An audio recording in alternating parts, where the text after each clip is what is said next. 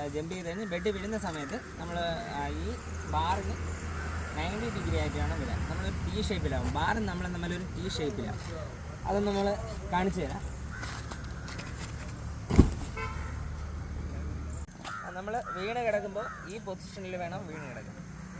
ഈ 90 ഡിഗ്രി ഈ ബാറും നമ്മളും തമ്മിലൊരു ഈ പൊസിഷനിലേക്ക് വരും.